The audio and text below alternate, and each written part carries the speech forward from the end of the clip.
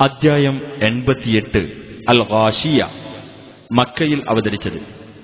ഗാശിയ എന്നാൽ മൂടുന്ന സംഭവം എന്നർത്ഥം.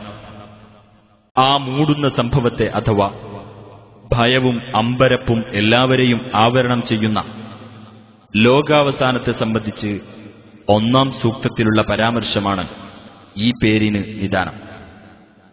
ബിസ്മില്ലാഹിർ റഹ്മാനിർ റഹീം. ഹൽ അതാക ഹദീസുൽ ഗാശിയ.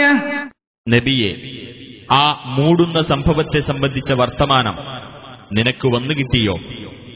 വജൂഹുൻ യൗമഇദിൻ ഖാശിഅ. അന്നേ ദിവസം ചില മുഖങ്ങൾ താഴ്മ കാണിക്കുന്നതും ആമിനതുൻ നാസിബ. പണിയെടുത്ത് ക്ഷീണിച്ചതുമായിരിക്കും. തസ്ലാ നാറൻ ഹാമിയ. ചൂടേറിയ അഗ്നിയിൽ അവ പ്രവേശിക്കുന്നതാണ്. തുസ്ഖാ മിൻ ഐനിൻ ആനിയ. ചുട്ടുതിളക്കുന്ന ഒരു ഉറവിൽ നിന്ന് അവർക്ക് കുടിപ്പിക്കപ്പെടുന്നതാണ്. ലൈസ ലഹും തആമുൻ ഇല്ലാ മിൻ ളരീഅ. ലരീഇൽ നിന്നല്ലാതെ അവർക്ക് യാതൊരു ആഹാരവുമില്ല. ലാ യുസ്മിനു വലാ യുഗ്നീ മിൻ ജൂഅ. അത് പോഷണം നൽകുകയില്ല, വിശപ്പിന് ശമനമുണ്ടാക്കുകയുമില്ല. വജൂഹുൻ യൗമഇദിൻ നാഇമ.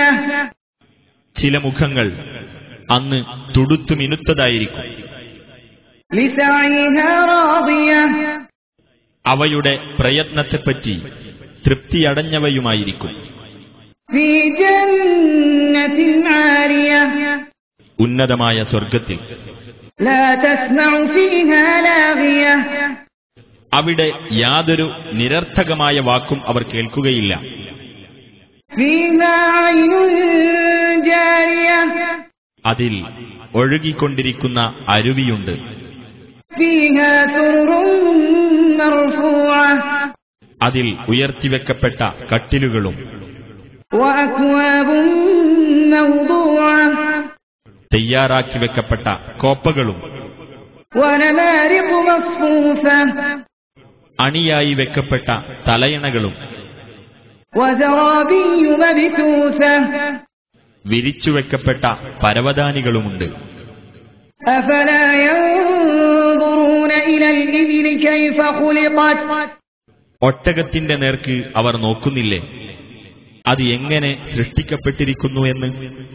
വഇലസ് സമാഇ കൈഫ റുഫിഅത്.